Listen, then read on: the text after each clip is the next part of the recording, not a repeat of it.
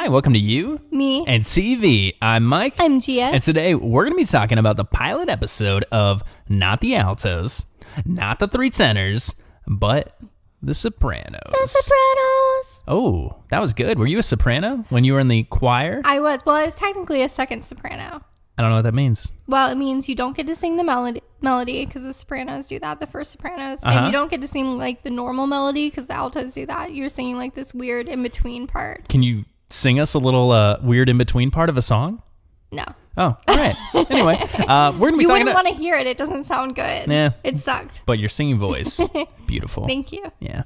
Anyway, we're going to be talking about The Sopranos. And Gia, give us some information about The Sopranos. All right. So it was created by David Chase and premiered on HBO on January 10th, 1999. It aired for 6 seasons, and all 6 seasons are available to stream on Amazon Prime and on HBO. But you don't even need HBO. If you just have Amazon Prime, you can watch the whole series. So that's pretty cool. Yeah. And hey, let's start it off. Let's take a look at the description. So this is from HBO, and most of you listening are probably at least somewhat familiar with The Sopranos. Mm-hmm. But here's what we got on this HBO description. It says, hailed as one of television's essential dramas, The Sopranos follows James Gandolfini as Tony Soprano, husband, father, and mob boss, whose professional and private strains land him in the office of his therapist. Do you think they used that description in the original promotion where they just said, hailed as one of television's essential dramas? Yeah, they just started out that way. They were like, this is the most important show of all time, guys. Say whatever you want, and that makes it true. Yeah. No, I would be curious of what the original kind of, description was, but that's what they got there. This was like the first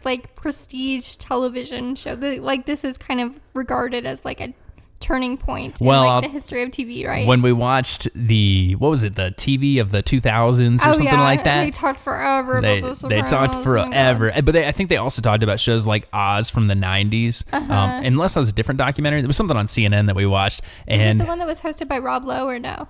You know what? I don't think it was, but they had talked about Oz, which was another show on HBO that kind of started that, breaking those boundaries. But The Sopranos was like to the mainstream doing that. Yeah, and so because of that, we definitely had heard about The Sopranos, but we'd actually never watched it. We never watched until it. Just now when we watched the pilot to do this podcast. Yeah, so exactly. All we've seen is the pilot. That's all we've seen. So this will be a spoiler-free podcast unless we inadvertently spoil something because we're just making predictions. Yeah. Now, we might, I don't know if we'll reference, I guess we'll try not to reference the ending, but I feel like most people know how the series ends, but I don't want, I guess we don't need to talk about that. I actually know, what the final scene of the final episode is. Yeah, that's what I'm saying. Because, people have talked about it a lot. I don't know anything leading up to it. I don't know. I just know I don't know anything in between the pilot and that final scene, but I guess we won't really get into that or anything. But I do want to. What we knew going into it was that this is a show about a guy who's involved in the mafia. Right. I think everybody knows that about the show. Uh-huh. What I didn't know, and what you do get right from this HBO description, is that there's this framing mechanism for the story of he's going to a therapist. Right. Yeah. Well, I knew that because I think I'd seen little bits of it and stuff like that. But mob boss is going to the therapist. I mean, that was a hot property in the 90s. You got Analyze This. You've got Analyze That. Oh, I haven't seen Analyze This, but I did see Analyze That, but I don't even remember that was the plot of that. That's so stupid. I don't remember anything about it. You saw Analyze That, but not Analyze This? I did. I've seen neither. They look stupid to me. But no, anyway, that just made me think, kind of what... Do you have any sort of memories of this when it was on? Because we were, middle school, high school, high school more so probably, but in college a little bit. But do you have memories of it when it was on? Because it was a cultural phenomenon. Yeah, I mean, I remember that it was a cultural phenomenon and that people would be talking about it. But we didn't have HBO, so it was I wasn't watching it. My parents weren't watching it. Nobody I knew was watching it, but I knew that it was a big deal that it existed. I suppose I had similar feelings about, I guess, Mad Men when it came out too, where that was, it was seems like a show that maybe I'd like, and but until streaming, it was I'm not gonna find a way to, I'm not gonna buy DVDs of this show. That's for sure. Yeah, and Mad Men's actually a good comparison to The Sopranos because we talked about Mad Men a while ago on our podcast.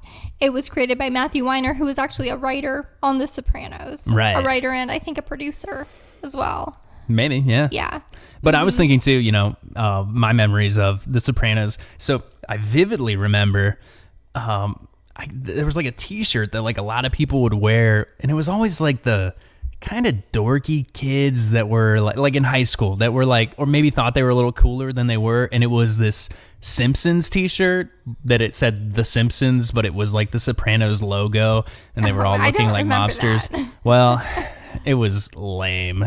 So it sounds lame. I remember that, and but other than that, I never really watched it. I do think my roommate in college, like my sophomore year, Adam, who listens to the podcast, I think he watched this show. I think I remember him watching it, and I kind of saw like a little bit, from time to time if he was watching it on HBO. Was it still airing when we were in college? No. It aired for 6 seasons, and it came out in like 1999? Yeah, it would have been around like 04, 05. At least. I don't even know if the seasons came out each year, too. Yeah. You never know. Yeah. But anyway, let's...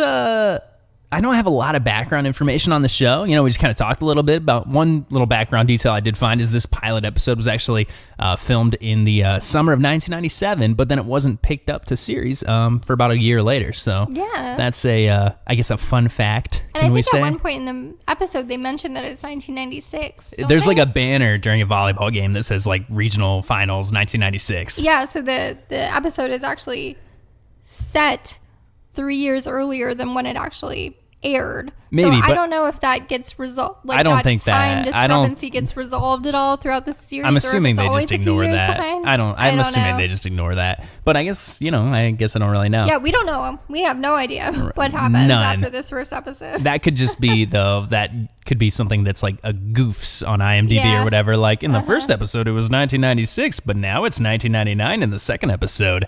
Those idiots.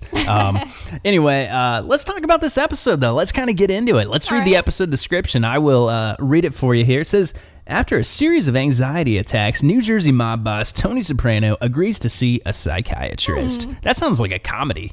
Like if I was, it sounds like two comedies we just talked about, but it does. And let's get into it. Let's get into it. The opening sequence here, we've got a song, some music playing. Neither of us recognize the song. I kind of thought that, and I didn't care for it, to be honest. Wow. Yeah. The song that's playing, it's called what is it called? "Woke Up This Morning" by Alabama 3, and it's kind of like, woke up this morning, found myself a gun. So it's kind of foreboding in that way about talking about a gun in that way. But I think that that didn't really. It wasn't familiar to me. But then again, there's other shows too. Like Breaking Bad's a really popular show that we actually never really watched, and I don't know the theme music. Yeah, I don't think I would have known the theme music to Mad Men if I never actually sat down and watched it. I did. I knew the theme music to Mad Men before we ever watched it. I'm actually surprised that we didn't know the Sopranos song prior to watching it, given that it was like such a cultural phenomenon. Yeah, that's true. And I didn't even know what the opening sequence looked like at all. What it looks like is like it's like scenes of like the freeway as you're driving from New Jersey to New York. From New York to New Jersey, because they live in New Jersey. They live in New Jersey, but do business in New York. Right, yeah. Okay. Maybe in New Jersey too, and you can kind of see, I like the opening sequence. It's kind of 90s looking as far as the quality. If it was now, there would be like things like imagery overlaying other imagery, sort of like True Detective or things like that. The song is a little True Detective-y. It is, because it feels a little country in a way, but like, just that deep voice rock as well, I guess. And but and you can see things getting grittier as they move from the city into New Jersey. I'm assuming they changed it at some point too, because you do see imagery of the Twin Towers in there as well. Yeah. So so opening sequence, you're not a big fan? I'm not a fan. It does not draw me in. I kind of liked it. I liked it. I thought the song was kind of tough. Well, so one thing I'll say about it is it has a very masculine vibe. The show does. And I don't know, maybe that's off-putting to me, because spoiler alert for just my critique of this episode, it's a show that seemed like it's a good show, but it's probably not for me. Like I didn't feel compelled to keep watching it after this episode, whereas I think you do feel that. Yeah, right? Well, I think so. But we'll talk more about it as we go through it. And so this first scene here, this first shot after that opening sequence, we see Tony Soprano played by James Gandolfini, and he is in a therapist waiting room. He's staring at a statue of like a naked woman, and he's got this confused, sort of concerned look on his face. And the camera, I mean, it starts off and he's like just looking at the statue, and all you see is his face between the legs, and then you see, you know, zooms in on his face, zooms in on the statue's face, as if they're staring at each other, almost looking into each other's soul in a way. And it was pretty cool. I could tell immediately that I was gonna like this show. Like from that opening shot, I was like, oh, this is different. I mean, it's not super different. I felt like it was a lot like Mad Men, but this was 10 years ahead of its time. Right. It's very similar to Mad Men. That scene in the pilot of Mad Men where Don Draper is looking at the light and there's like a fly in it. Yeah, right? yeah. It's like a very similar kind of vibe to that. Because you got a man and he's sort of lost. Yeah. You know? But he's got a lot of power, but not like maybe as much power as he wants or should. And I did like the opening scene. I do like the parts where Tony is talking to his therapist and interacting with his family. What I don't like about the show is the mob parts of it. We'll get into it more, but like I'm not interested whenever that kind of stuff happens. Right. Yeah. Although as we go through it, being a lot of the show. Yeah, but as we go through it, I felt like it was a family drama with mobsterism as a backdrop, as a storytelling device. I would like, instead of if he was go out not doing mob things but out doing advertising things, I feel like I would be more inclined to watch it. All right. That's fair. So we see then Dr. Jennifer Melfi, played by Lorraine Bracco, who I believe is also in the movie Goodfellas. I think she plays like the main character's wife. Yeah, and in there.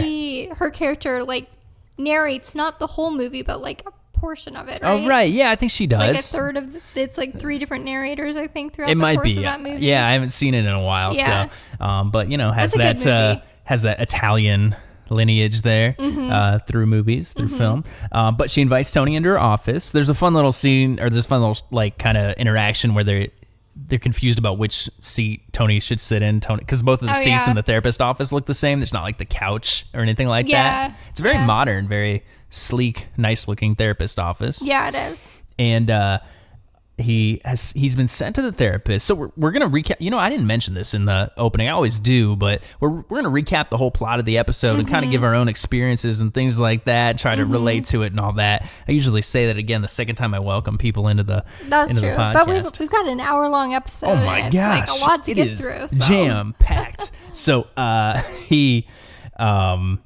he has a seat, and he was sent to the therapist because he passed out from what his doctor has described as a panic attack. And you see here that clearly Tony does not want to be here. He doesn't really think he had a panic attack, but he's saying that, you know, none of the tests after he had this panic attack showed anything wrong with him. So, so there's nothing physically. Yeah. He kind of sees going to therapy as like a sign of weakness and doesn't really want to be weak. Well, you can't. He's a mob boss. Right. Like showing any sort of weakness would actually be detrimental to him. Oh yeah, he'll talk about that later. Yeah, but and also he's just like not used to like opening up and sharing things with people, so this is like tough for him to come here and do this. Right. Yeah. And you know, there's a fun little line in there too where Dr. Melfi says, "What line of work are you in?" And he says, "Waste management consultant." And I guess, you know, we can talk about this a little bit. You said you didn't like the mobster stuff. One of the things, you know, that I guess a lot of, you know, mobster type of people do is they have business fronts or something like that. So it is confusing, you know, for just somebody watching to try to understand like, oh yeah, waste management. But then you do see he is actually in waste management as well. So it's confusing about like a front. Yeah, but they're also doing waste management, right? Right, where the waste is people. Yeah. No, but there's actually trash. Like there's So I don't know how any of that works exactly. Yeah, but the therapist, you can kind of tell like she knows what's going on. She suspects what he things. Actually does, but she doesn't want to talk about that specifically. Right. She would have to like report it. Yeah. But I'm just saying that, look, if I'm going to be some sort of mobster, right? Right. I and I've got a front for my business. I don't want to actually do that business as well.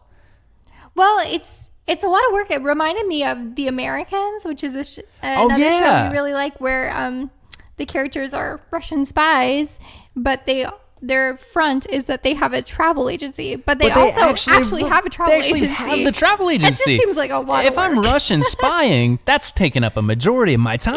I don't know how they have time to also be travel agents. But yeah, that's what I'm trying to say here. Guys, give the mob a break. Just let them do their mobbing. It's a lot of work. Oh, I feel like I'm using the word mob in a lot of forms that are not the correct form. You know what? It makes me feel lazy.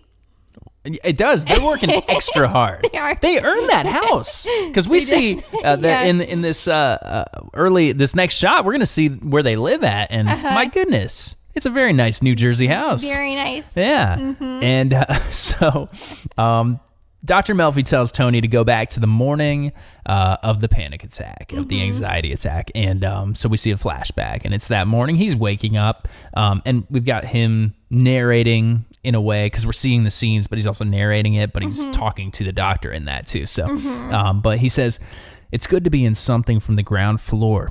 I came too late for that, I know, but lately I'm getting the feeling that I came in at the end. The best is over." And at this point, we know that he's kind of talking about this idea of the mob and things like that, but the therapist says a lot of Americans feel that way, and I think that does. That's sort of a theme here, is that sort of things are changing, I guess, through the generations and all that. Actually, when we watched this, just like a couple weeks ago, we were talking about this sort of same concept before we started watching it, about how because we both graduated college right around the 2009 recession. And it was like, yeah, we're too late. We're too late. People, because I think we were watching something. There were some people on TV that were like 2 or 3 years older than us, and like it's just like, man, if we were 2 or 3 years younger, we would be just doing great.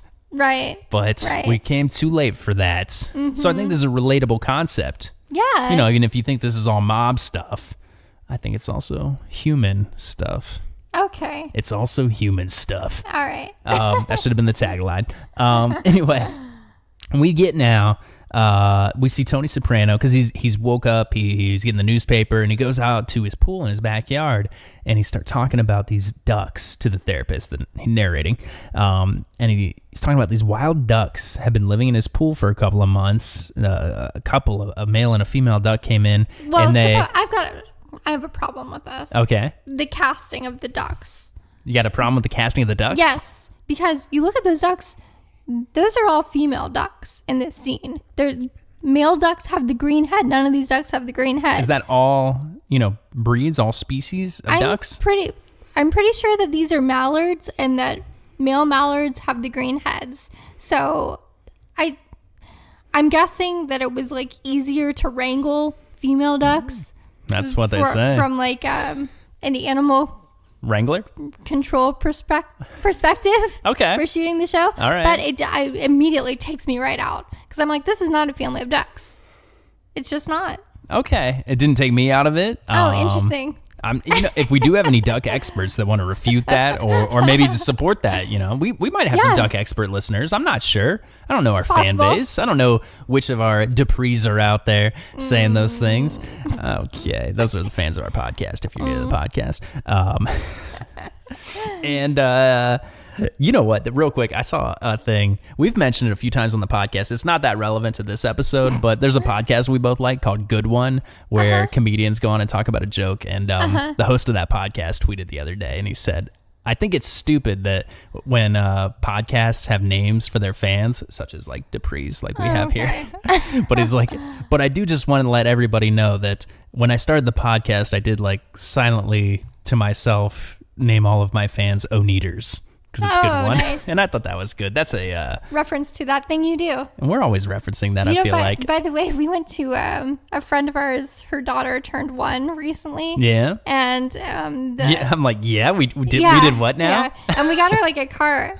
We got her a birthday card. Oh, card. No. And it said something about her being wonderful in the card, but it was spelled like O-N-E, Derful. Because she's 1? Yeah. And then like in the card, I also wrote, and also O-Neaterful. And then I like never checked in with my friend to see if she was actually familiar with that thing you do, and got that reference. Well, hey, if you're listening, Susanna, then I don't know if you got that let reference. us know. I forgot to mention it to you. And if you're not listening, why are you not listening? We went to your child's birthday party. Yeah, come on.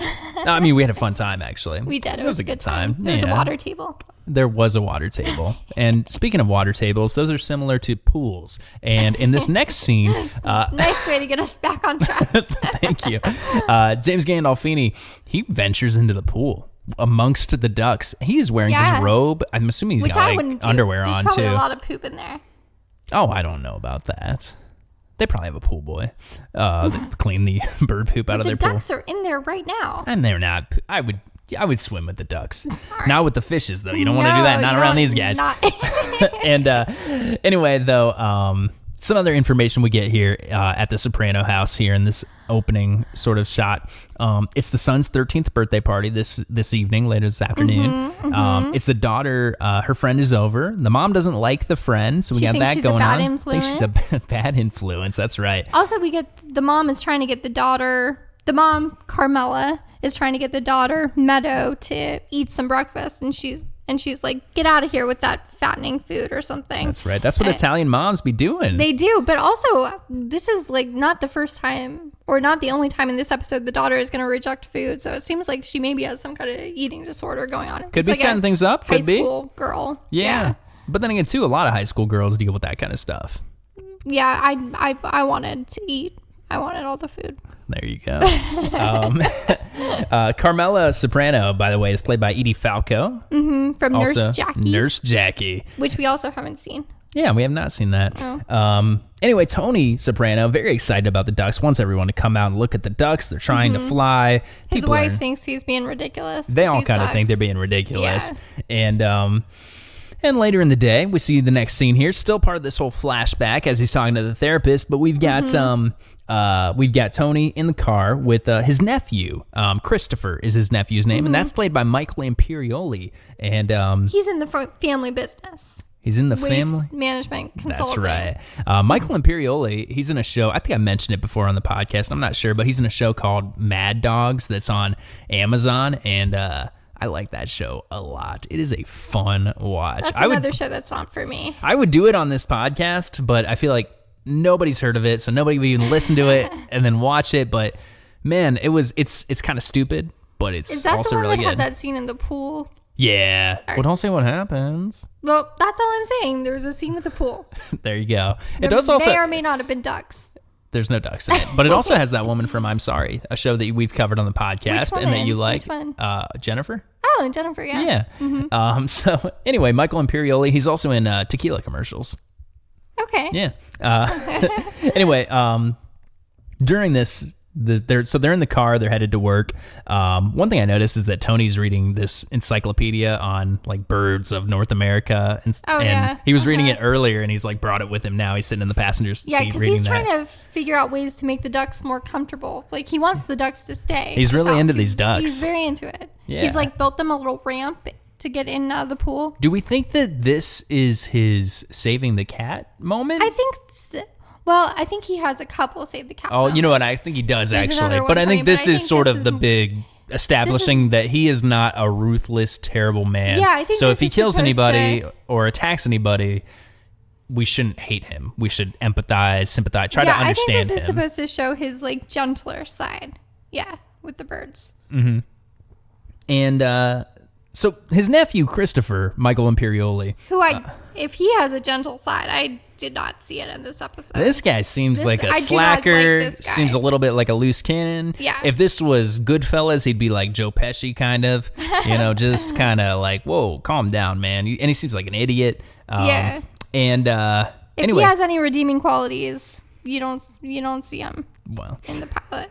Well, they're not going to have any redeeming qualities in this next shot because they notice that they see this guy. I don't know if they were headed toward him or they're just driving by his place, but they see this guy out the window that owes them money. I think they were like out looking for him. They might have been. They might have been. Down. But also, it's like broad daylight, and there's a lot of people around. Yeah, and he's out in front of his place of work, was like an office building. And anyway, though, before we get into that, we cut back to the therapist office. This is where she explains that, if you tell me about any crimes that you've committed, I do have to report that to the authority. And she's very delicate in how she says that to make sure that, she can gain his trust, because she's not going to report things. But also she doesn't want to get killed. Right. Yeah. Yes. Yeah. So I think there's kind of an understanding between her and Tony that when he talks about the crimes, he's going to kind of speak in innuendo a little bit. And also, is this the part where she mentions that she's kind of deduced that he's in the mob? She doesn't come out and say that he's in the mob, but she is so you were referred here by your family physician, who's also your next door neighbor, kind of implying that I think she was implying that somebody in waste management wouldn't. If he lives next door to a doctor, he's got to be making more money than you would make. I think that's what she's implying. I think so. Although that does seem. Look, we lived right down the street from a doctor when we lived in our tiny little apartment. Because there was also big houses on our street. Yeah. But, it just felt a little judgy. It was pretty Dr. judgy. Melfi, a little but judgy. Also, did you notice? So her name's Dr. Melfi, and then there's Tony Soprano, obviously. And then the physician that she mentions to his, family doctor also had, an Italian name. Cusano or something. Everybody in this town apparently has an Cleveland. Italian name. Yeah, it is like Cleveland. We got family in Cleveland. Yeah, and that's what kind it's of all like. of northern Ohio is like that, yeah. Uh-huh. Anyway, like you were mentioning, he speaks in innuendos when he talks about what they, do when they're doing crimes. I think he says they take this guy out for coffee. They got coffee. Yeah. And then at that point, you do see the coffee that they're holding drop, and Tony gets out of the car, and they go and they chase after this guy. They end up running him down with the car, beating him down. It's intense. And the song "I Wonder Why" by Dion and the Belmonts is playing, which is an oldie song. I forget exactly how it goes, but it's like, I wonder why I love you like I do. It's a very fun little song. Yeah. And but again, there's a lot of people standing around staring while this is happening. Right, yeah. What I was going to say, though, is that I really like how mafia movies often use oldies, like in Goodfellas, other Scorsese movies, where they contrast it with kind of the violence going on. I think it kind of ties in, too, with how we mentioned Tony was talking about how he thinks it's good to get in on the ground floor of something, and he feels like he's kind of come into his business too late, the mafia too late, where there was maybe a golden age of mafia, and it was a few decades earlier when that kind of music would have been popular. Okay, yeah. So I feel like that's kind of showing that contrast. I think if any of our listeners out there know of a really good scene where they use fun oldies music alongside a tough, either violent or gangster kind of scene. Pulp Fiction, where it's they're doing that Stuck in the Middle with You when they're torturing that guy. That's not Pulp Fiction, though, I don't think. That's Reservoir Dogs. Oh, is it? Yeah, I think so. Oh, okay. I think. I'm not 100% sure, but... I'm not sure, because I haven't seen the movie. I've only seen that part, clips of it. But I thought it was Pulp Fiction. I don't know. But if any of our fans can think of any other scenes like that, let us know. That'd be fun. I like scenes like that. I think they're fun. Anyway, I got sidetracked here because I was thinking there's a scene in the show Doug, the cartoon from when we were kids, where he's at the movie theater, and one of the movie posters, I don't know if it's in his own mind, if it's one of the Quail Man things or something like that, but there's a poster and it says Reservoir Dogs. I just think that's such a funny, and I think it's fun. Him in a suit or something. Anyway, they beat that guy up, and they're like, "Where's my money? Where's my money?" Sort of like in the movie The Room, which we talk about a lot. If you don't know The Room, you got to watch The Room. Stop listening to this. Stop whatever you're doing and go watch The Room. It was a very Chris R moment. Very Chris R. Anyway, so after they beat that guy down and talk about the money that he owes him, the next scene, Tony has a breakfast meeting, and some of the things that are covered here in this breakfast meeting, outside of this meat store or whatever. Meat store is probably not the right word. I'm thinking butcher shop probably.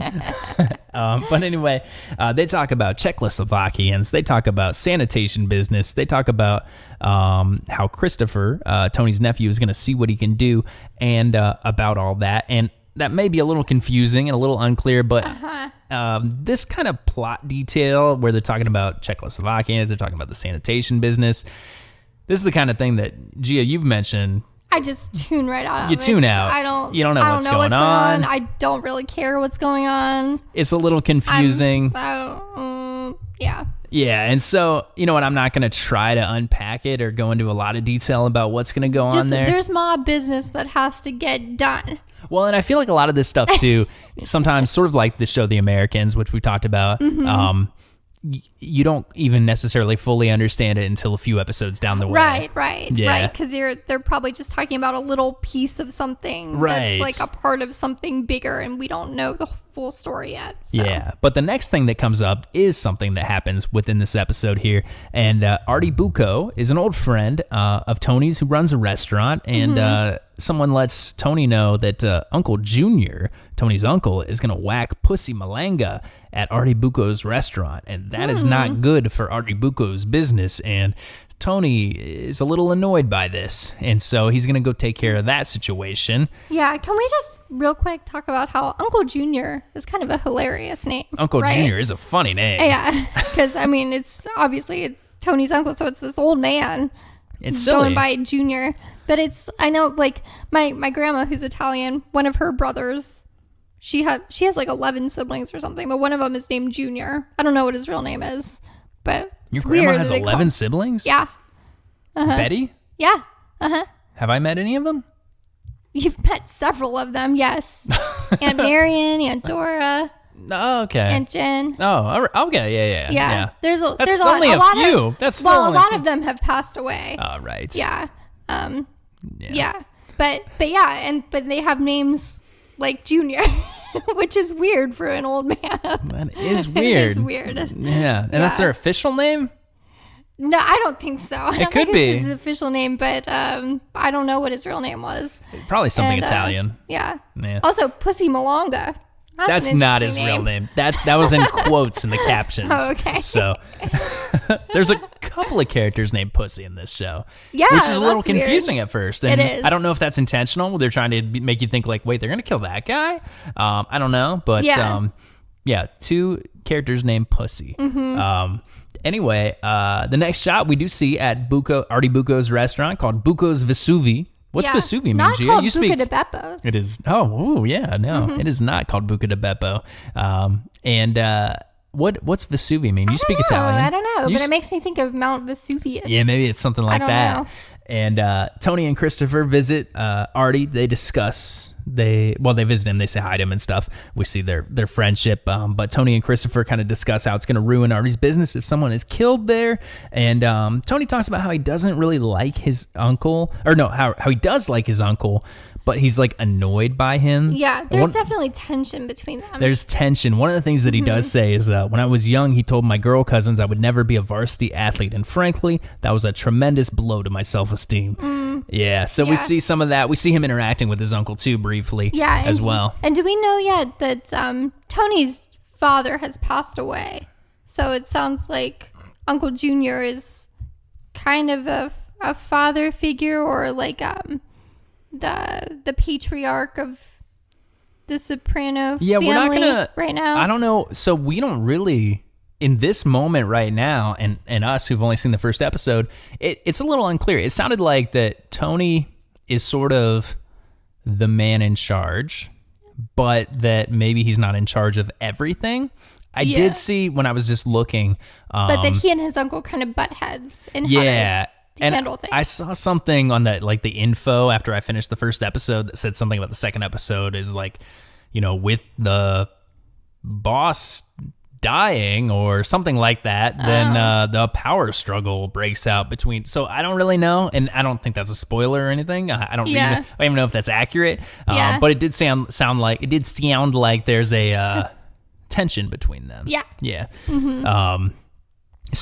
But they have a pleasant interaction here They do, although he does. I don't know if you noticed that he comes up behind him. Yeah. And he puts his hand to the back of Junior's head like it's a gun. He said, "Don't move," but then they laugh and they're like, So I'm glad our friends and family don't greet us that way.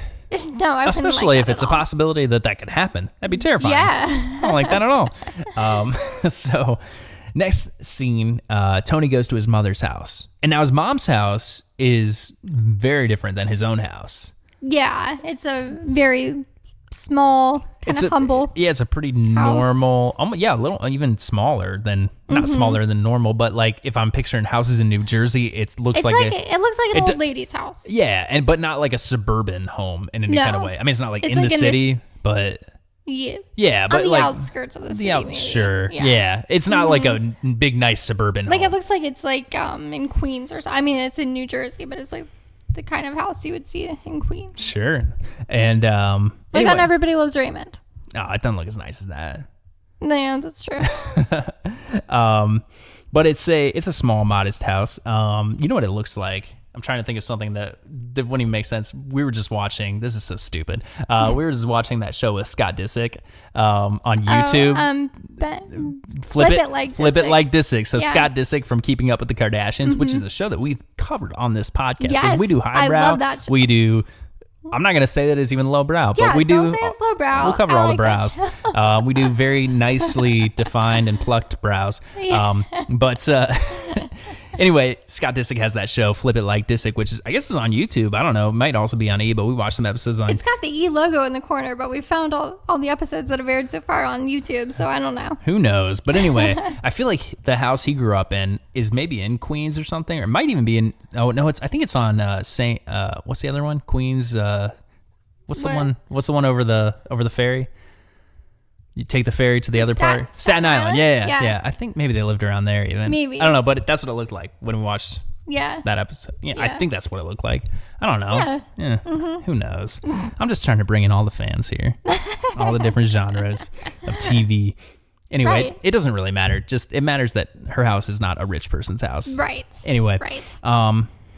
There's a fun interaction. So the mom seems a little out of sorts. I mean, she's wearing like her nightgown. She looks... Yeah. Oh, and just on the note that you were talking about how her house doesn't seem like his house, there is a line where Tony says something about how his dad was in the same kind of business that he's in, but he didn't like achieve the high levels that Tony has achieved. That's right. Right? Yeah. But he felt like his dad maybe had a better experience than he did, like maybe he enjoyed it more. I think so. Yeah. That's interesting. You know, I think there's a lot of things like that. You know, I watch a lot of wrestling.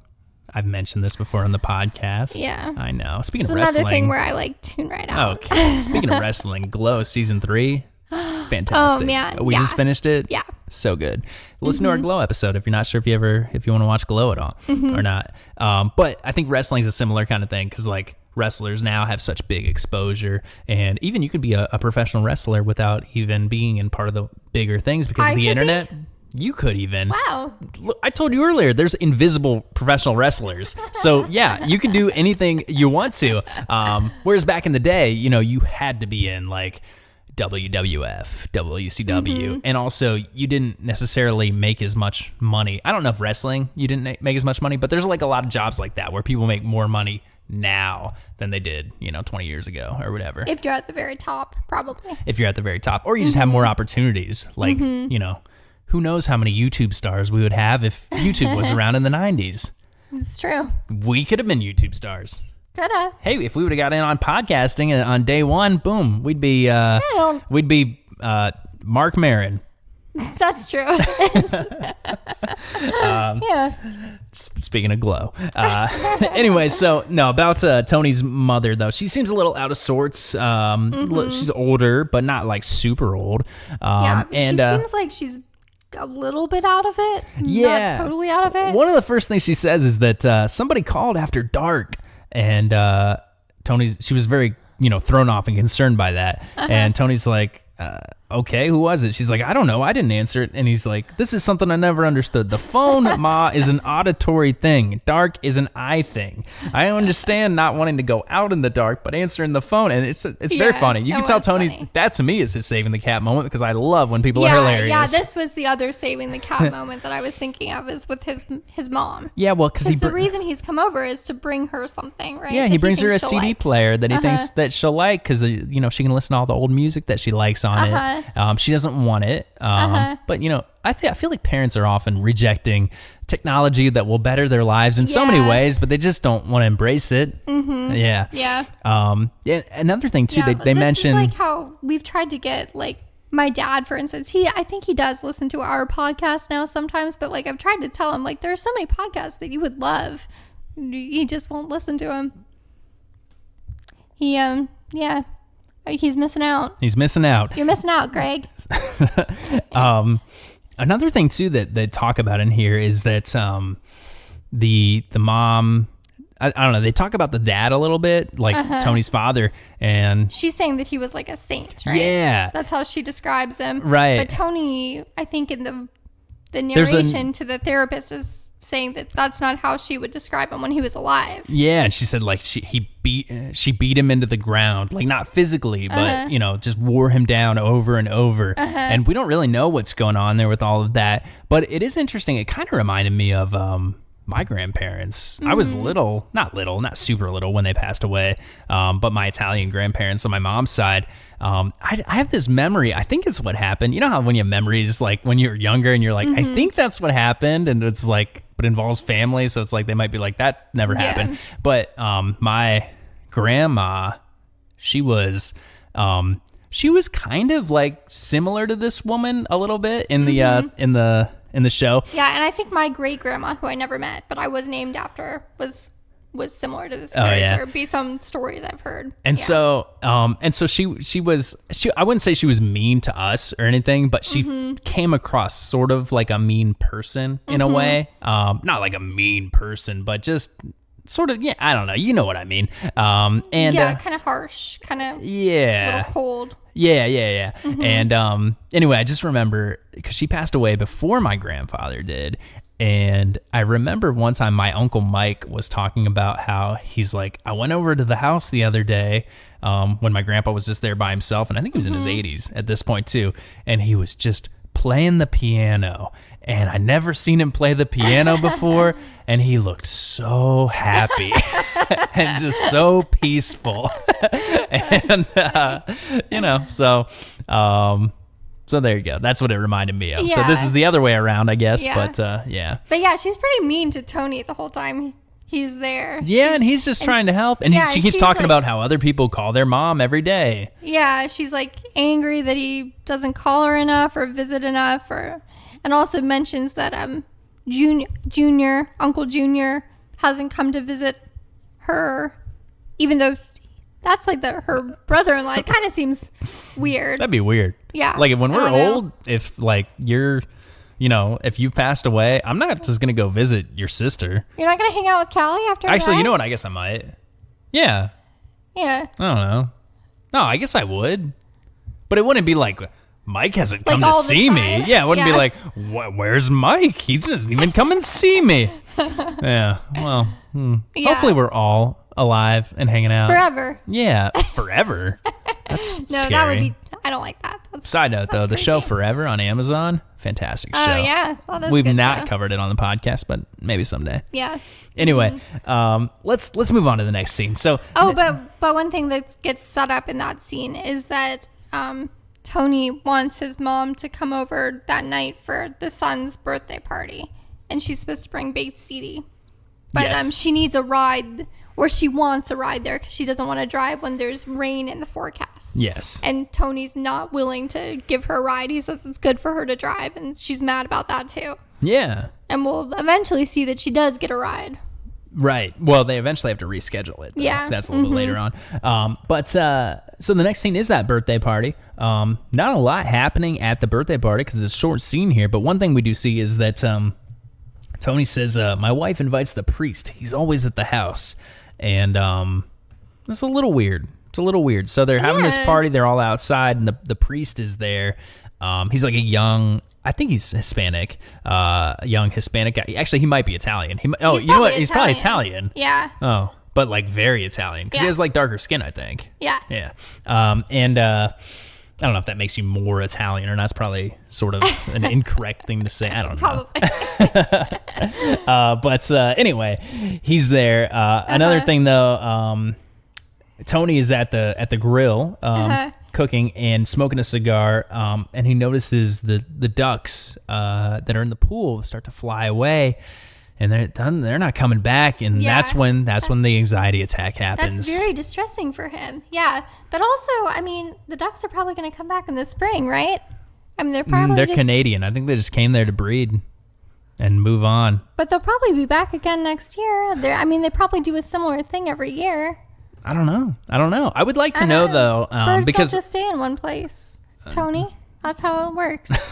I would like to. This is not a spoiler because we don't know, but I think if I were making this show, I would like to see the ducks come back in either throughout the season. Or in the come back at some point in the season finale, maybe. Yeah. I hope they do, because it seems like that would be the way to close out the season. Some sort of duck imagery or something. I wonder if that happens. Yeah. What I would also like, and I don't want to say, so I'll not say what happens in the final scene, but I think most people of the whole series. Oh yeah. But I think most people are aware of it. But I always love when final scenes tie back in with sort of the pilot. So I would probably, if they're gonna do some ducks up in there. If they're gonna do the thing they do, I would maybe not go right to black, because I think the screen goes right to black. I would go to like the sky and see ducks fly away. That would be good. That's what I would have done. Yeah, that's what they should have done. David Chase, you need me to make your next show? I'll do it. Speaking of next shows, there's a Sopranos prequel that's coming out. Yeah, I was going to talk about that at the end. Oh, okay. But I don't need to save it for the end, but it's in the end of the notes. Okay. If you would read the notes ahead of time, well, Gia. It just seemed like a good opening to talk about it. We'll have to do it later. All right. Let's keep going through this episode, because fine. It's a long episode. All right. I mean, it's not that long. It's 60 minutes. I just feel like if Tony had just consulted his bird encyclopedia, which we saw that he has, he would be a little less stressed out about the ducks leaving, because it's probably going to tell him. The ducks represent so much more, and we will get to it. But next scene, we see Tony's getting an MRI, and he has a conversation with Carmela there where he's getting this MRI, because he had the panic attack, so he's getting a test run. And one thing we find out from that is that he has a girl on the side. She mentions that. Girl on the side is like such an Italian way of putting it, isn't it? What's another way of putting it? I don't know. Like a mistress? Oh, a mistress? Yeah. Girl on the side sounds cooler. Yeah.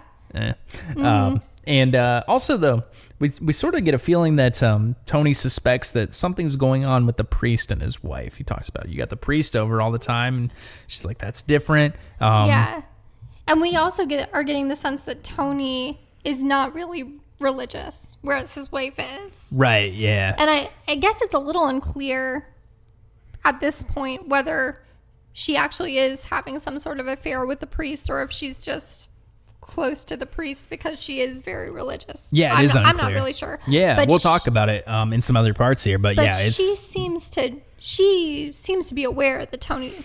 Well, she is aware that Tony has a girl on the side. And she's like... Well, I think that she's not fully aware that it's currently going on. Yeah, he says it's over. Yeah. We'll see later that it's not over. That's kind of fun, though, right? Just to have a girl on the side, and then it's like, as long as it's over now, it's okay, right? Well, what I was going to say is it kind of reminds me of on Friends, which is another show we've done an episode about on the podcast. But on Friends, there's an episode where Joey finds out that his dad, who is also like an Italian guy who's kind of got a Tony Soprano vibe to him, has a girl on the side. And then Joey finds out that his mom like knows about that too. So I don't know. It just kind of reminded me of that and made me think, is that what all the old Italian guys are doing? Oh yeah, I'm sure. Probably. Yeah, maybe. And all right, so the next scene, we've still got Tony doing voiceover here because he's still talking to the therapist from the beginning. He's still talking to the therapist. And he says, my nephew Christopher was handling the garbage contract problem, but on this, I will not go into detail. Of course, hinting something illegal. But you know what? I'm also not going to go into a lot of detail here because, again, I don't understand this whole Czechoslovakian thing and all that kind of stuff. But what I will say is he has a meeting. I think they're at this meat place again, the butcher shop, and perhaps. It's just the two of them. It's just the two of them? And this Czechoslovakian guy. And I think a lot of people didn't even know the meeting was going on. He was kind of in secret a little bit here. But he's meeting with Emil from the Czech Republic. Who he calls Email. Yeah, it's kind of a running gag there. He keeps calling him Email. Anyway, they discuss cocaine, not sanitation. So now we know another one of their diversified businesses here. It's important to diversify your portfolio. It really is.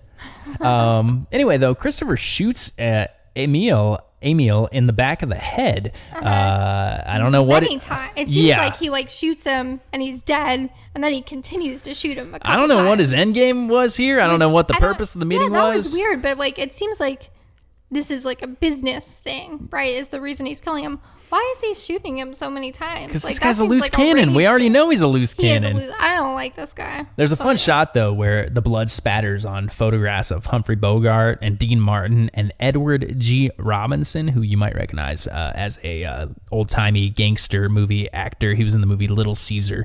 So that's kind of a cool look there. Cool shot. There's some music playing and all that kind of stuff. Anyway, there's some other scenes here. We've got Tony telling Junior to kill pussy somewhere else.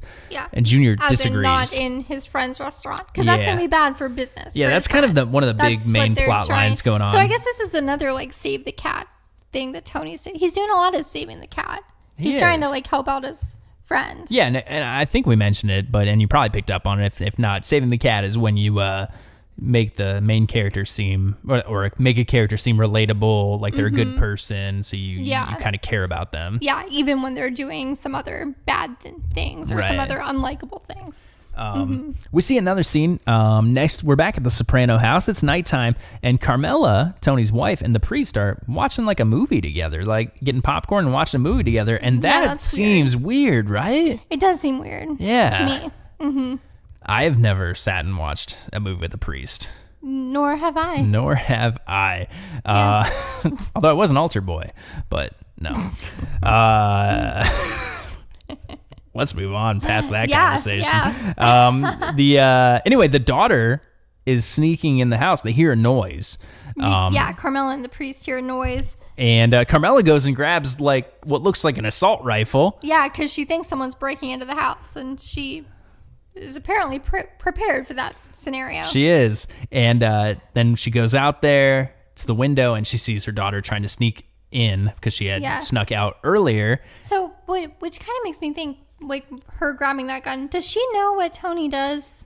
Yeah. She knows. She's aware of all the mob stuff happening? Yeah, she knows because she kind of talks about some of that kind of stuff. Okay. Yeah. I mean, she probably doesn't know all the details about everything, but yeah, she knows what's going on. Because she comes across as kind of a tough lady, obviously with the gun in the scene. Yeah. Mm-hmm. And anyway, the punishment for sneaking out, the daughter cannot go on this trip to Aspen with that friend that she was hanging out with in that opening scene. So we get a lot of tension now between the mother and the daughter. Yeah, the daughter is just being a jerk through this whole episode. Well, she's a teenager. She is, but she's very difficult. But like you mentioned before, that this is just a show about the mob. This is also a show about family. Well, that's what I'm saying. I like the scenes with the family. I enjoy that scene with the nephew and the Czechoslovakian. Didn't enjoy it. Okay, yeah. Yeah. Now we're back at the therapist office.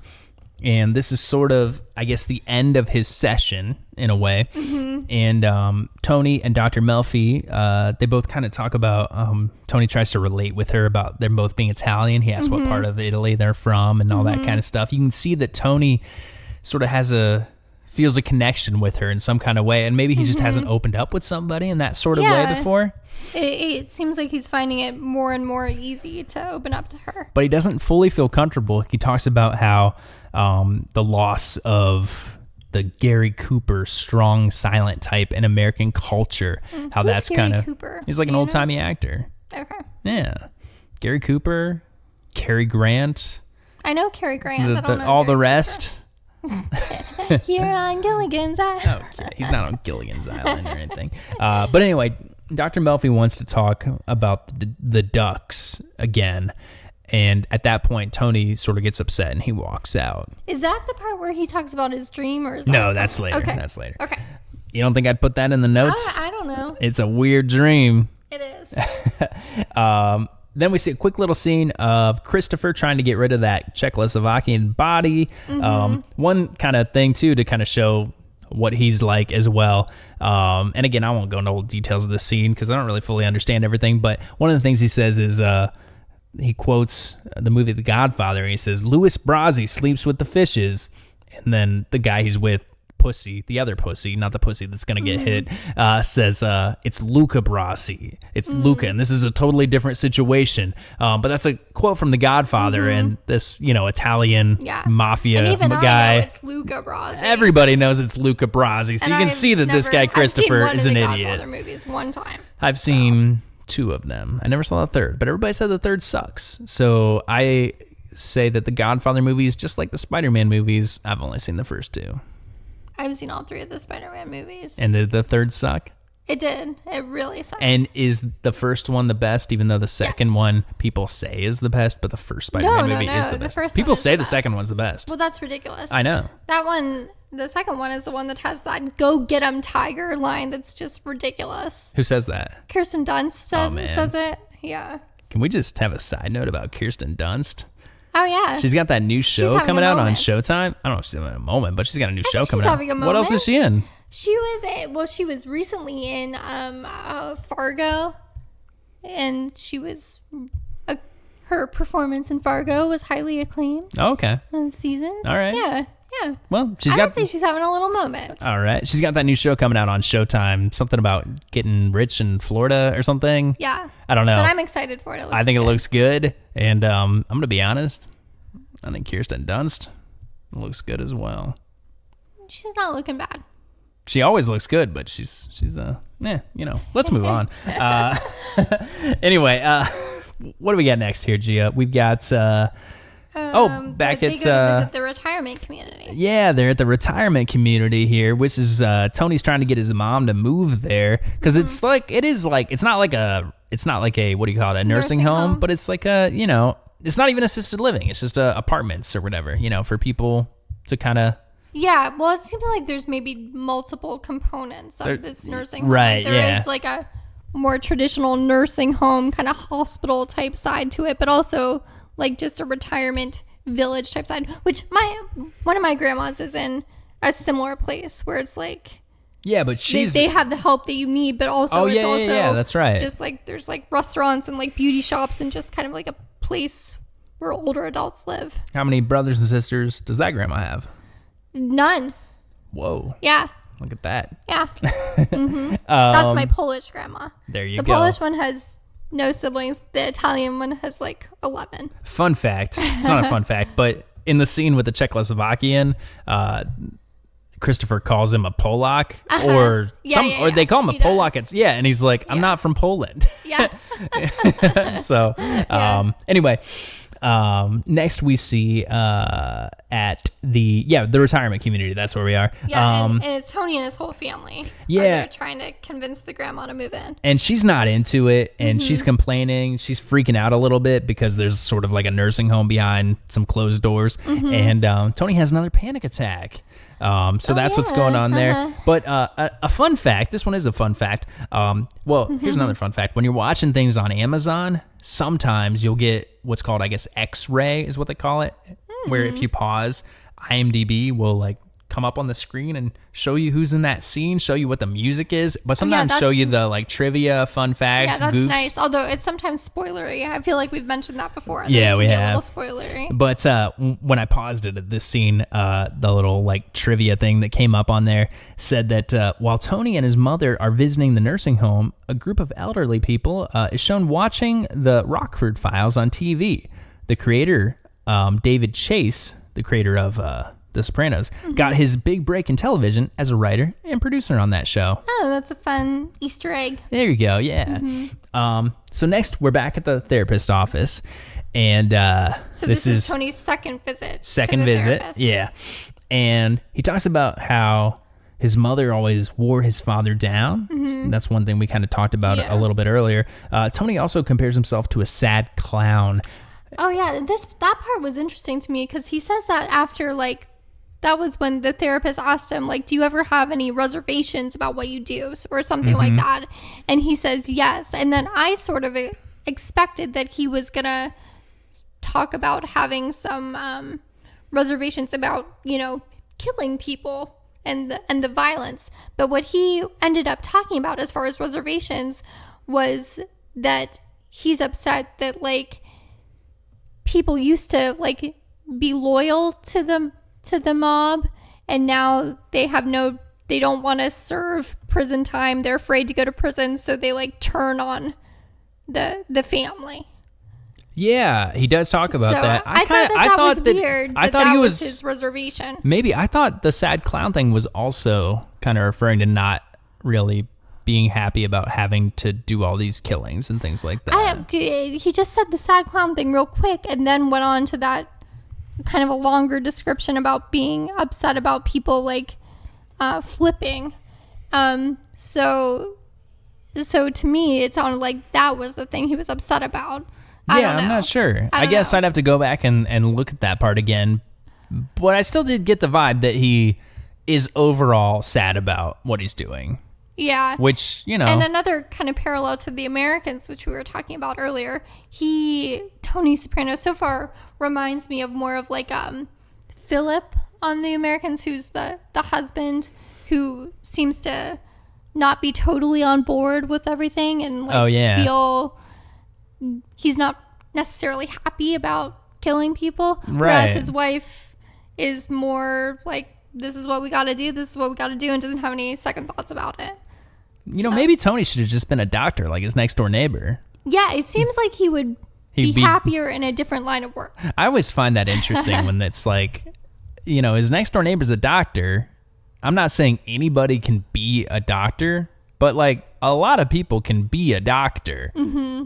You can just do that. But again, family. You know, you can't just turn your back on the family and say, I'm going to go do something else. Yeah, and that's going to kind of come up a little later in the show, where somebody kind of wants to get out of it, but can't. We'll talk about that more later. I'm not even sure what you're referring to. Okay, so I guess I'll talk about that more later. Okay.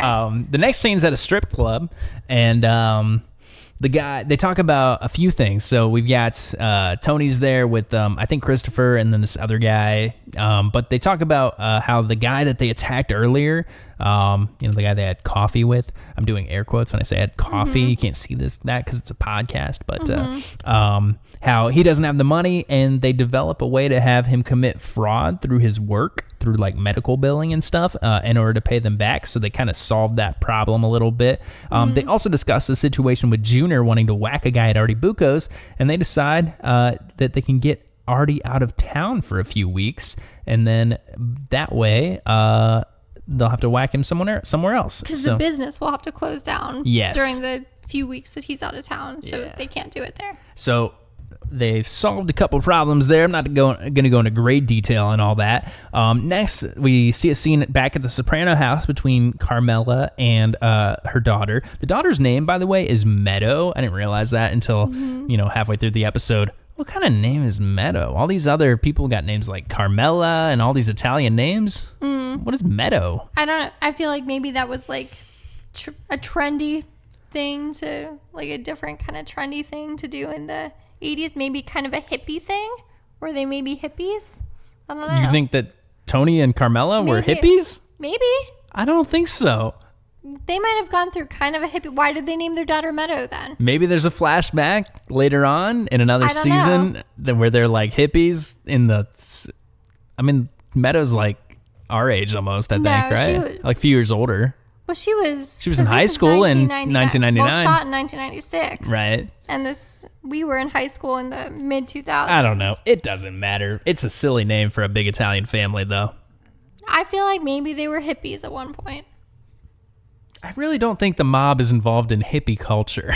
I don't know. Okay. I don't know. Anyway, they talk about how every year on this day, Carmela and Meadow go to the New York Plaza Hotel for tea underneath Eloise's portrait. Mm-hmm. And But Meadow's not feeling it. She's angry that she got in trouble for sneaking out and all that kind of and stuff. And that she can't go to Aspen. Yeah. Also, speaking of it being 1996 or whatever year it is, her computer, when Meadow gets onto it, says, "You've got mail." And I think she's like logged into a chat room or something like that. So very 90s on all of that. Yeah. Next, we're back at Artie Bucco's restaurant. Tony gives Artie a pair of cruise tickets to get him out of town, and he accepts. But later that evening, Artie's wife tells him they can't accept these tickets. And Artie's wife said somebody donated their kneecaps for those tickets. Yeah. As a general rule of thumb, guys, if the mob ever offers you something, you want to do your best to politely say no. You don't want to just say no, I can't do this, because you don't want them to kill you, but you don't want to owe them a favor back. You know where I learned that you should never do any favors for the mob? Boy Meets Yes, exactly. World. Boy Meets World. Yeah. Yeah. Which we've covered on the podcast. Not that episode, but there's an episode where they're, I'm going to say mules, I guess, for the mob, probably. Is mule the right word? Yeah. Maybe. But you don't want to get involved.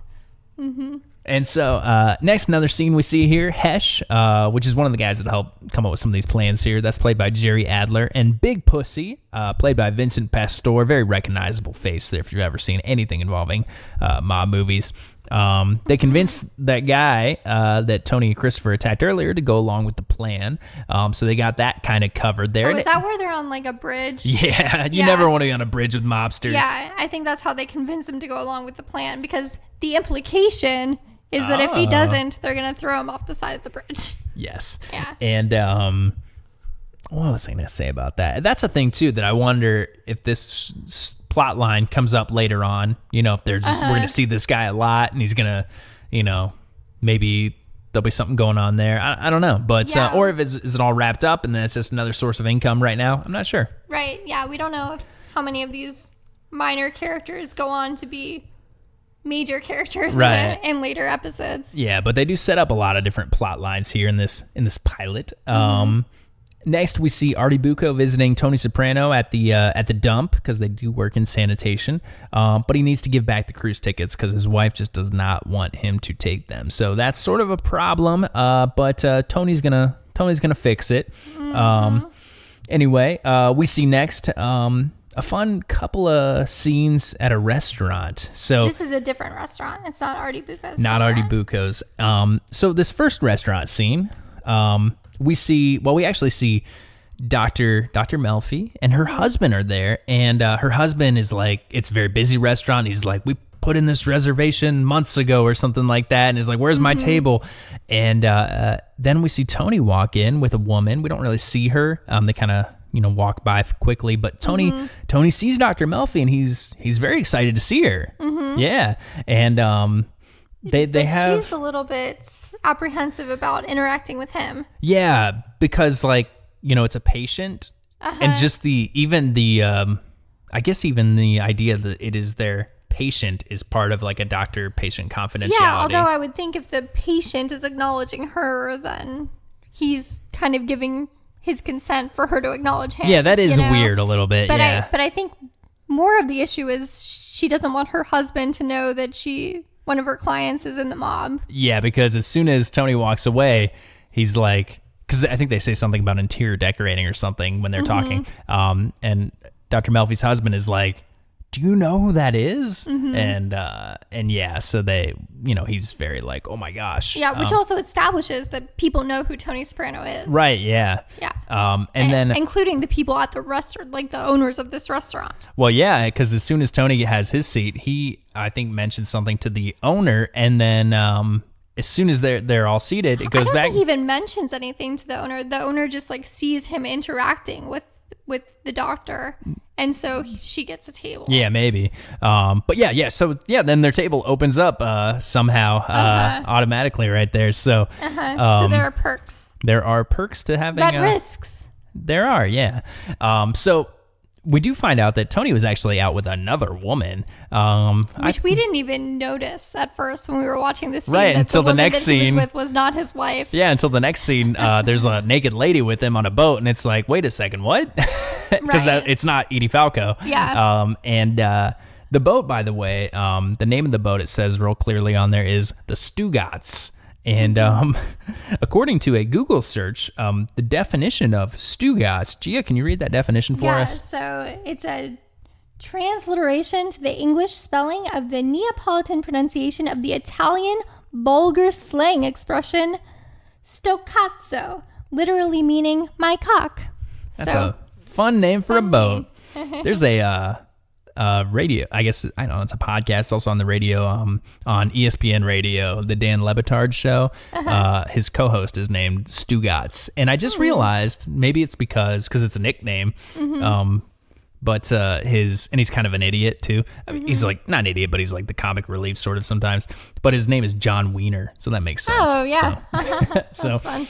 Anyway, Tony's on the boat with his mistress. Who's naked, by the way, in this scene. Yeah, I think I mentioned that already. Oh, did you? Yeah. Okay. Jeez, Gia doubling down on the nudity in here.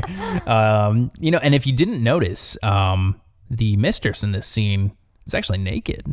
All right. But she actually picks up on that intimacy between Tony and and Dr. Melfi. Yeah, she's kind of jealous. I don't know if she's jealous, but I think she seemed jealous. Yeah, maybe she's a little jealous. Yeah. And I also, watching this episode, was kind of wondering, like, we know that Tony is cheating on his wife, and I'm getting the impression right off the bat that it's probably not just with one woman. I'm imagining he probably is having I looked it up, and it looks like affairs. there are at least 2 mistresses. Okay. And that this mistress, it's a different actress after the pilot. Oh, okay. So. Okay. But I was also wondering, watching this episode and the scenes with him and the therapist, if anything ever happens between him and his therapist. I don't know the answer because we've only seen the pilot. I doubt that it does, but it is almost like a will they or won't they? Yeah. In a way. A different form of that. But then after this scene, we see what looks like almost the exact same scene, and Tony is walking into the restaurant again, but this time he's with his wife. And the owner says he hasn't seen him in a while, which is a lie. And you can tell as Tony sits down, there's some tension between Tony and Carmela, and Tony says he's got to confess something. And what he confesses is that he's on Prozac and he's been seeing a therapist, which that was kind of shocking to me. I mean, I get what they were doing. There's, it's kind of that like, that's not the kind of confession you would expect, but I would have thought that she would have already known that and was the one that kind of forced him to go. Yeah. The fact that he went on just the recommendation of his doctor, I think is kind of impressive. Yeah. And his wife is very happy and very proud of him that he's taken this step to start talking things out and seeing a therapist. She says it doesn't address the spiritual. Therapy doesn't address the spiritual, because she really wishes that he would go to church, but she thinks that this is a step in the right direction. Yeah, she says it doesn't address the soul, but this is a start. And that, to me, because we were wondering earlier, is there something going on between Carmela and the priest? And to me, that showed... Well, look, the priest, I think, is probably supposed to be a good-looking guy, and sure, maybe something could be going on.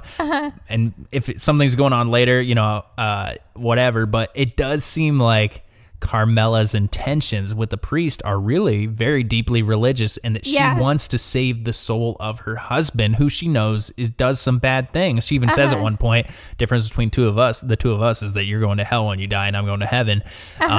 And so my gut feeling is that she's not. My gut feeling is that she's not hooking up with the priest. But I'm not totally sure about that. Right. It does seem like she's deeply religious. Yeah. But one thing, and they're Catholic, by the way, too. Yeah. So when we say deeply religious, it's, I mean, some Catholics are deeply religious, but usually Italian Catholics are is a different kind of religious. It's like how I assume, at least, because I was raised Catholic in an Italian family, I assume it's how some people are Jewish, Yeah. And it's it's a cultural it's a cultural thing. Yeah. It's Yeah. But the one thing I noticed in this scene where they're talking about the therapist is Carmela says something, I forget what the exact line is, but she says something where she seems to infer that the therapist is a man. She says, did you tell him this or that, or something like that, where she refers to the therapist as male, and Tony doesn't correct her. He's like, yeah, I told him, or something like that. I've never done anything like that. Interesting. Okay. but yeah, I just thought that was a little odd that he just didn't correct her, and that kind of goes along with my theory that maybe something's gonna happen between him and his therapist. I don't or think maybe it's odd just at all. maybe he feels a little bit guilty about just the intimacy between him and the therapist, just in the nature of that professional relationship, but of him sharing things with a woman, because he's telling his wife in this scene, like, you're the one person in my life I tell everything to, and she's like, his wife knows right off the bat that that's not true. but he seems to be pretending that he does tell her everything, but in reality, the person he's telling the most to is his therapist. Look, though, it's what people do. Is if you don't have to use gender pronouns, you just don't use them. This is very interesting. That's actually a progressive statement there. No, it's like in that show Parenthood, which we've covered on the podcast, in a later season where what's the guy's name that's married to the swim fan? Oh, Joel. Joel is working with somebody named Pete, I think, maybe. And then like later, the swim fan, Erica Christensen or whatever, who plays Julia, who plays his wife, is like shocked when she meets Pete or sees Pete, and it's a woman, and it's like, oh, that's weird. That I didn't say that. I feel like you did do that at one point. Of course, I have. You like every man has done that. Somebody who was turned out to be a woman, and I didn't. Or I just didn't, use. I just like, oh man, this crazy thing happened where this person did this, and then this person did that. Yeah, I feel like that has happened a few times. Interesting. Like, it is what it is. Anyway, the next scene here, we're at Meadow's volleyball match, and we see that Meadow goes to like a Catholic school, and anyway, Tony is planning something with Silvio, who's one of the other guys, one of the mob guys that he's talked to throughout the episode. So they're like planning something out. That'll come up a little bit later. Anyway, Carmela did not come to the game. She is sort of conflicting with Meadow. And Meadow's mad that Carmela didn't come. Yeah. Even though Meadow has been being like a huge jerk. Well, yeah. And after the game, after the volleyball match, Tony and Meadow, but Tony kind of drifts off to the side, and he starts walking into the church that's there. He's looking all around. Meadow's like, what are we doing in here? Tony talks about how his grandfather and his great uncle built this church, and how they were like bricklayers. They were bricklayers. They came over from Italy and worked on a team of people to build this beautiful church. He says, go out now and try to find 2 guys who can put decent grout around your bathtub. And it sounds like that's new and kind of impressive information to Meadow. But why hasn't she heard this before? This is like where she goes to school. It's kind of weird. I feel like my dad would have told me that 100,000 times. Your dad's probably a little more open than Tony Soprano. That's true. Next, we see sort of the... I guess what Tony was planning with Silvio earlier is that Artie's restaurant, because Artie would not leave, and Tony does not want that hit to go on there. So Artie's restaurant is burned. They like throw like a little bomb or whatever into the kitchen. It's set on fire. But I think they make it seem like it was like the stove. Yeah, the stove exploded so that Artie can later collect insurance money, and everything's gonna be fine. Yeah, so it's more of a minor inconvenience. Yeah, Artie's pretty shook up by it later on. We'll see. But next scene, back at the therapist's office. I guess this must be his 3rd time going to the therapist, because he says he thinks he's all better, and that the Prozac is working and good. But Dr. Melfi points out Prozac actually does not work that quickly. So whatever you're feeling, the talking, yeah. And then Tony talks about this dream that he has, and I'm assuming this dream is very significant. It's also very weird. He says that in the dream, his belly button is a screw. When he unscrews it, his penis falls off. Then he runs around looking for the guy who used to work on his Lincoln car to fix it. But a bird grabs the penis in its beak and flies off with it. And then he's very hesitant at the end of that, telling that to admit that it was a duck. He that says did it's it. some sort of water bird, I think. Yeah. And the doctor's like, okay, what are some kinds of water birds? Yeah. And you can see that Tony was really attached to these ducks. He does end up crying, and he kind of, I almost don't like what they did here, because it's like, this they dream is told very us too significant, much. but then they tell us what it meant, which is good, I guess, to know that Tony recognizes it, but I would have liked it to be more open to interpretation. Yeah. Because he tells it's us. pretty clear what's going on. They didn't need to tell us. And he's afraid that he's going to lose his family, just like he lost the ducks. Yeah. Next, we see sort of the birthday party redo, because the last one he had a panic attack. It's clear that I feel like Tony's experienced a little bit of change. He seems very sentimental in how he's talking to everybody, as he looks off to the empty pool in front of him. Which is kind of like, you hear like if somebody has a heart attack, like after the heart attack, they sometimes become more like warm and sentimental toward their loved ones and stuff. And he didn't have a heart attack, but he had a panic attack, which feels, for the person having it, similar to having a heart attack. So I thought that was interesting. Also, we see Tony talking to Christopher, who again is kind of a loose cannon. And I think it's interesting that there's a conflict between Tony and his uncle, Junior. And then it feels like there's a little bit of a conflict between Tony and his nephew, Junior. Or not Junior. Christopher. Now, this is the part I was talking about where somebody is considering getting out of the family business. Oh, this yeah. is where he's telling Tony that he got like an offer to like sell his life story in Hollywood and possibly even be the actor in the movie or show or whatever. And Tony's very upset by all this. And that's similar to like the movie Goodfellas is sort of based on a thing like that. Even though I don't like Christopher at all based on what we've seen here, I did kind of like feel for him a little bit, or feel for his plight at this moment where it seems like you are kind of just born into the mafia, and then can you get out? Like, I don't know. It's family, it seems like it would be difficult to get out of, even if you didn't want to be there, which it kind of seems like Tony doesn't really want to be there, but what else is he going to do? Right. And then we do see we see Uncle Junior driving Tony's mom to the party because she had mentioned she needs driven. Junior insults Tony. This seems to upset Tony's mother. Junior also implies that he may have to do something about Tony. Because Tony's like interfering in the way that Junior wants to do things, like with killing that guy at that restaurant. Yeah, and she seems sort of concerned about that.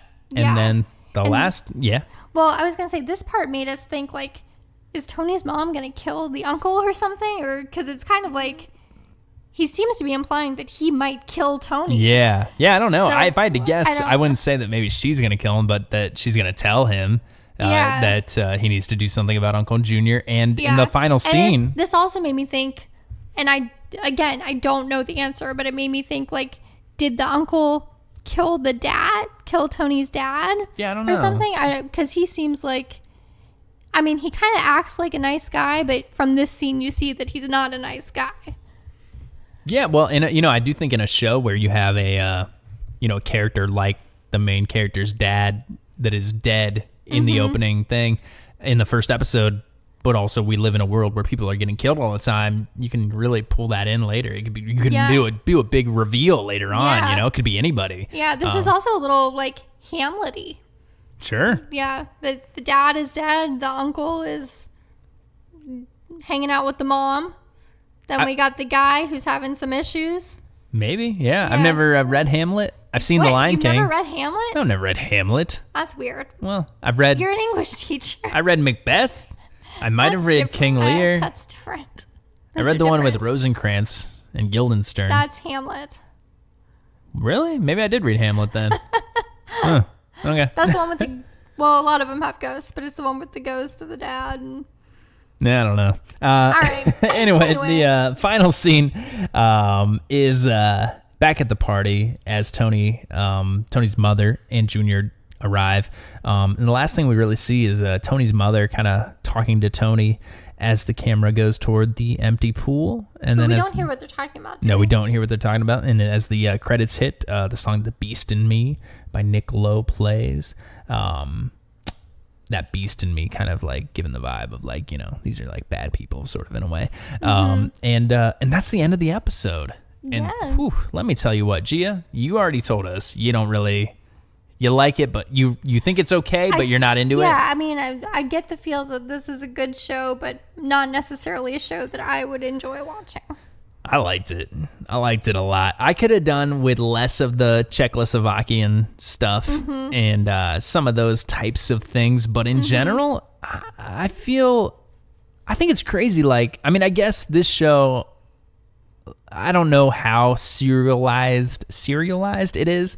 But, like, it's crazy that a show like this even came out around then when On Demand wasn't even for a few years later, DVR and all that kind of stuff. Because it is like, man, like, if I don't start watching this in 1999 when it comes out, how am I going to really get into a show like this? But nowadays, you can watch it. You can bang it out in a weekend. Really. You really could. And I just might do that sometime. Yeah, before kids. Now we're stuck. Yeah.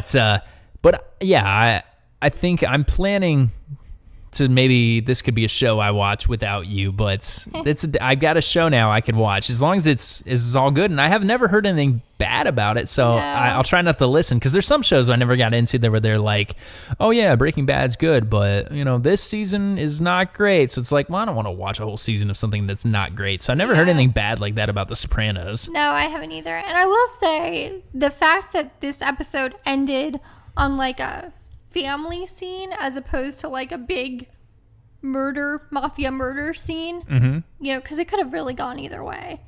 That does make me a little more hopeful that this could be a show that I enjoy. Yeah. That it might lean toward more of the psychological stuff that I'm into and less into the violent stuff. Right. But I don't know. Yeah.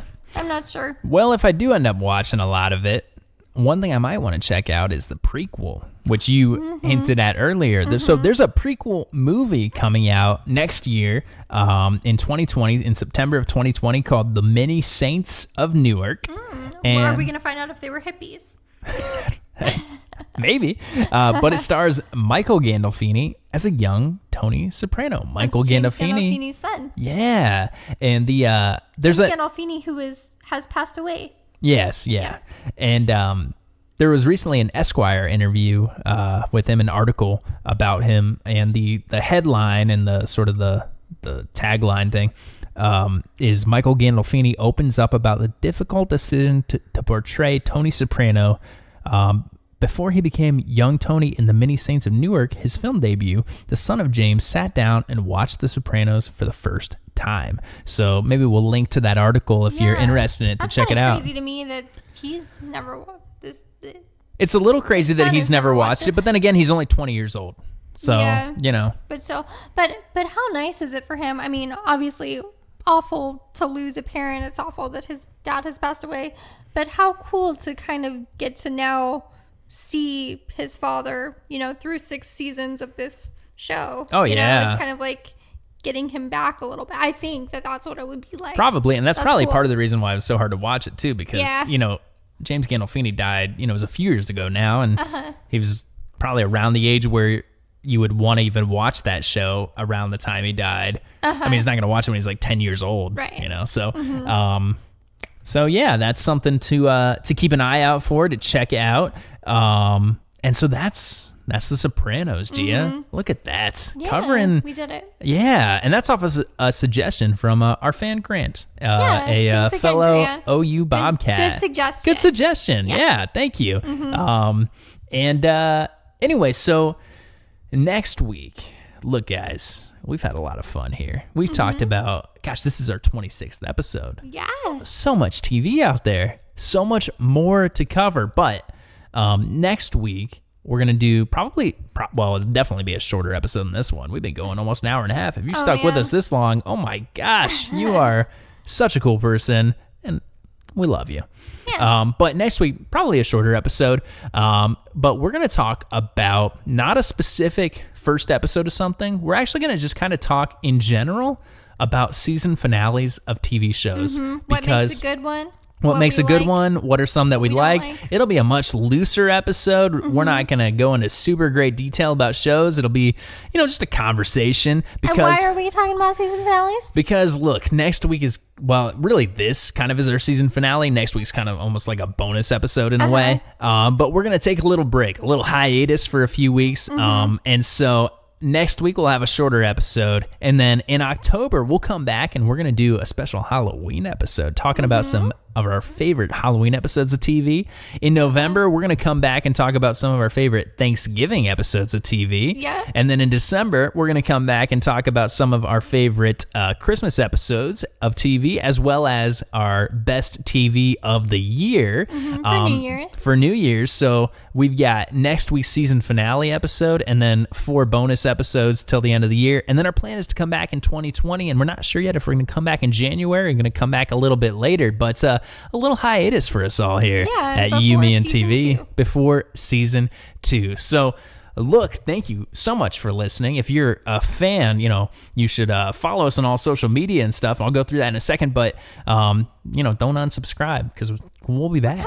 We're coming back, guys. And we really appreciate everybody to listen who's listened. But if you haven't listened to all the episodes, you can go back, and they all work anytime. They're not timely necessarily. Yeah. They're timeless. That's right. Like the show Timeless, which we have not covered, which I think there's a show called, I don't know, I think it's probably about time travel. Who knows? There's a lot of that. I don't know, probably. But look, we've been talking about The Sopranos for about an hour and a half, and so I got to tell you this, guys. You should follow us on Facebook at You, Me, and TV, on Twitter at You, Me, and TV Pod, on Instagram at You, Me, and TV Podcast. If you want to, you can email us at youmeandtvpodcast@gmail.com. And please subscribe, give us a nice 5-star review on Apple Podcasts or wherever you listen to podcasts.